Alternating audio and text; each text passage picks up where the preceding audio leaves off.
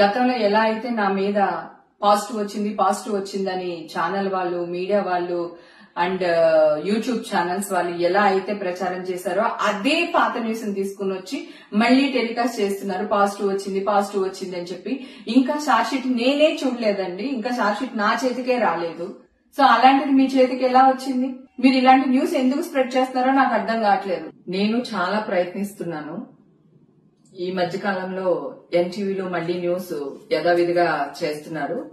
ఎన్టీవీతో నాకున్న ప్రాబ్లం ఏంటంటే అక్కడ క్రైమ్ రిపోర్టరు రమేష్ వైట్లా అని చెప్పి ఆయన ఉన్నారు. లాస్ట్ టైం కూడా పుడింగ్ ఎలిమెంట్ విషయంలో కూడా ఇట్లానే రాంగ్ న్యూస్ వేశాడు అతను. నేను ఎన్టీవీకి వెళ్ళాను, అక్కడ ఎవరు లేరండి, చౌదరి గారు రాలేదన్నారు. సరే అండి అని చెప్పి అతని నెంబర్ తీసుకుని ఆయనకి ఫోన్ చేశారు, రమేష్ వైట్లకి ఫోన్ చేసి, ఏమండి నేను లేను అక్కడ, నా న్యూస్ వేయకండి ప్లీజ్, నా పేరు తీసేయండి అన్నా. మాకు పోలీసులు ఇచ్చారు, మేమెందుకు తీయాలని కొంచెం గట్టిగానే అరిచాడు ఆయన. అరిస్తే సరేనండి నేను మాట్లాడుతున్నాను, మీరు అరుస్తున్నారు, సరే మీరు ఎక్కడున్నారు చెప్పండి, నేను అక్కడికి వచ్చి మాట్లాడతాను అన్నా.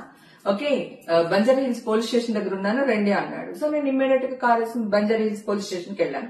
వెళ్తే అక్కడ అతను లేడు. అక్కడ వాళ్ళందరినీ అడిగే మీడియా వాళ్ళని, ఏమండి రమేష్ వైట్ల ఎక్కడున్నారు అంటే, లేదండి వెళ్లిపోయారు అన్నారు. అంటే నేను వస్తున్నాను అని చెప్పిన తర్వాత కూడా అతను అక్కడి నుంచి వెళ్లిపోయాడు.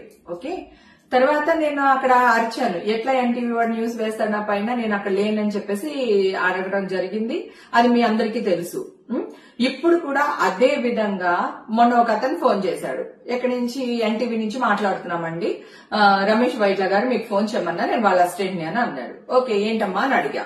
అంటే అదే మేడం ఏంటి విశేషాలు, ఏంటి ఈ న్యూస్ గురించి మాట్లాడదామని ఫోన్ చేశానంటే, నేనన్నా ఇప్పటి వరకు నన్ను అడిగి న్యూస్ వేశారా, మీ ఇష్టం వచ్చినట్టే వేస్తున్నారు కదా, నాకైతే నేను తీయించుకున్నది నెగిటివ్ వచ్చింది, అక్కడ కూడా నెగిటివ్ వచ్చింది, అయినా మీకు కోటిది వద్దు నాది వద్దు, నేనే మీ దగ్గర వస్తాను ఎన్టీవీకి, మీరు నా టెస్టులు చేయించండి, చేపిస్తే ఒకవేళ పాజిటివ్ వచ్చింది అనుకోండి మీ కాల్ పట్టుకుని క్షమాపణ అడుగుతాను, అదే నెగిటివ్ వచ్చింది అనుకోండి మీరేం చేస్తారో చెప్పండి అని చెప్పి నేను గట్టిగానే మాట్లాడానండి అతనితో. మాట్లాడితే అది కాదు మేడం, ఇది కాదు మేడం అని చెప్పేసి అతను ఫోన్ పెట్టేశాడు. ఓకే, ఇమ్మీడియట్ గా నేను ఛాలెంజ్ చేయగానే ఛాలెంజ్ యాక్సెప్ట్ చేయకుండా పెట్టేశారు. కట్ చేస్తే మళ్లీ సేమ్ హేమకి డ్రగ్స్ తీసుకుంది, దానికి ఇవి వచ్చింది, మళ్లీ పాజిటివ్ వచ్చింది అనే వేస్తున్నారు. నేను ఎన్టీవీ చౌదరి గారు నమస్తే అండి, లాస్ట్ టైం కూడా మిమ్మల్ని కలవడానికి వచ్చాను, నాకు కుదరలేదు సార్, నేను మీకు కోర్టు వద్దు, నా టెస్టులు కూడా వద్దు సార్, ఎవరిని నమ్మదు, కోర్టులో వచ్చింది కూడా నమ్మకండి, నన్ను కూడా నమ్మకండి, నేను మీ దగ్గరికి వస్తాను చౌదరి గారు, మీరు నాకు టెస్టులు చెప్పించండి. అలాగే టీవీ5 మీరు ఒక్కడే కాదు న్యూస్ వేసేది, టీవీ5 గానీ, బిగ్ టీవీ గానీ, ఆర్టీవీ గానీ, ఇవన్నీ కూడా ఇవే న్యూస్లు ప్రచారం చేస్తున్నారు సార్. నేను ఇంత గట్టిగా వాదిస్తున్నాను, మీరందరూ చాలా పెద్ద పెద్ద పర్సనాలిటీస్, పెద్ద పెద్ద వాళ్ళు మీరందరూని, మీ దగ్గర నేను ఒక ఛాలెంజ్ కి నించుంటున్నాను అంటే అర్థం ఏంటి సార్? మీరు పెద్దవాళ్ళు కనుక వయా మీడియాగా ఈ కింద ఏం జరుగుతుందో మీకు తెలుసో లేదో నాకు తెలియదు.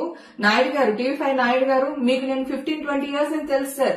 గతంలో మీ ఇంటి పార్టీస్ కూడా నేను వచ్చాను, ఫంక్షన్స్ కి వచ్చాను, మీకు నా గురించి బాగా తెలుసు సార్, నేను ఎలాంటి దానిలో తెలుసు. రాత్రికి ఇంత మర్యాద రాలేదు సార్, హేమక్కని బిరుదు రాలేదు నాకు.